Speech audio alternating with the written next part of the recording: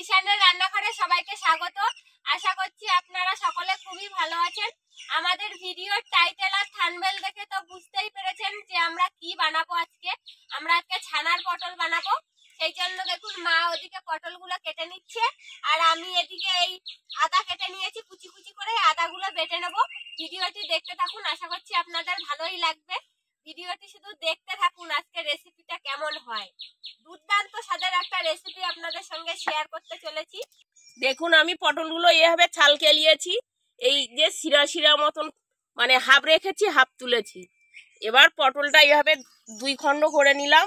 এবার আবার একটু চিড়ে দিলাম এই পটলগুলো, যাতে মশলাগুলো ভালোভাবে ঢুকে যায়, খেতেও ভালো লাগবে।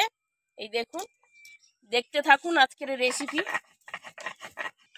এই রেসিপিটা দেখতেও যেমন সুন্দর আর খেতেও দুর্দান্ত। আপনারাও বাড়িতে এরকম ভাবে তৈরি করবেন। সেই জন্য আমাদের ভিডিওটা আপনাদেরকে দেখতে হবে, পুরোটা ভিডিওটি দেখতে থাকুন। দেখুন আদাটা বেটে নিয়েছি, এবার জিরে আর ধনে নিয়ে নিয়েছি, এবার একসঙ্গে এগুলো বেটে নেব।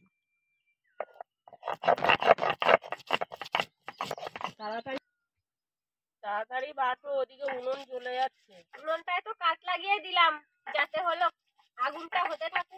আমারও পটল কাটা শেষ হয়ে গেছে। কেটে নাও, আমারও কাটা হয়ে গেল। পটল চাষ করলে হয় আমাদের বাগান।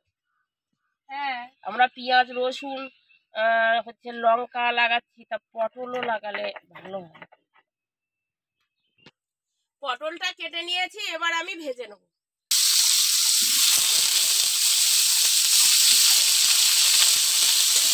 লবণ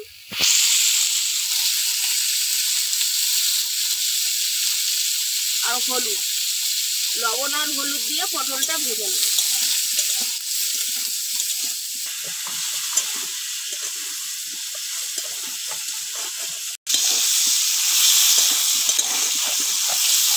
দেখুন সব মশলাগুলো বেটে নিয়েছি।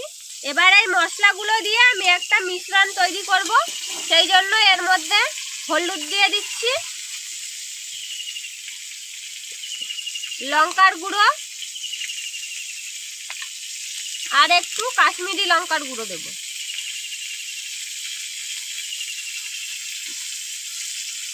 এবার এর মধ্যে জল দিয়ে একটা মিশ্রণ তৈরি করে নেব।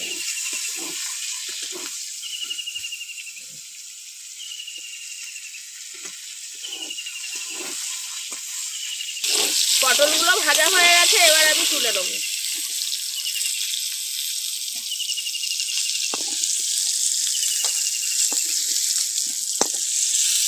তেলের মধ্যে এবার আমি শুকনো গোটা লঙ্কা, গোটা জিরে আর গোটা গরম মশলা,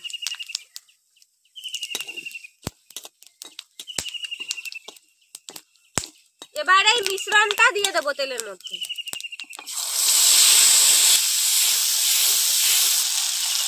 দেখুন মশলা তেল ছেড়ে দিয়েছে, এবার আমি পটল দিয়ে দেবো।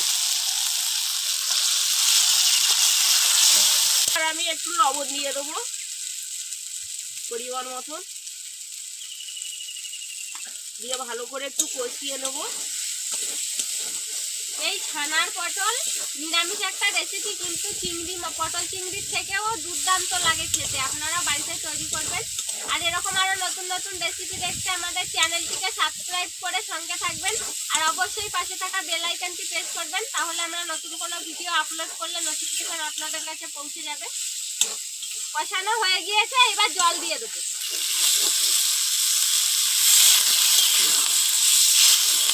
পরিমাণ মতন জল দিয়ে দিলাম, দিয়ে এবার ভালো করে ফুটিয়ে নেব। দেখুন 5 মিনিট মতন ফুটিয়ে নিয়েছি, এবার আমি ছানাগুলো দিয়ে দেবো। এগুলো আমাদের বাড়ির গরুর দুধের তৈরি ছানা, একদম খাঁটি গরুর দুধের ছানা।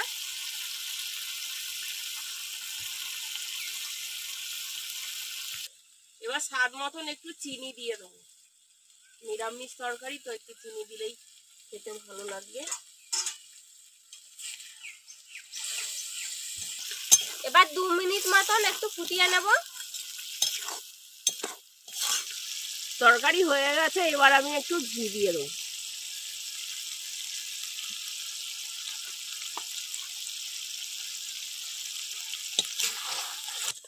দেখুন কালারটা কত সুন্দর হয়েছে, দেখতে দারুণ লাগছে। আপনারাও অবশ্যই বাড়িতে তৈরি করবেন। হয়ে গিয়েছে, এবার নামিয়ে নেব। আমাদের আজকের ভিডিওটি শেষ পর্যন্ত দেখার জন্য ধন্যবাদ। ভালো লাগলে লাইক কমেন্ট শেয়ার করবেন। আবার দেখা হবে নতুন একটা রেসিপিতে। সবাই ভালো থাকবেন, সুস্থ থাকবেন।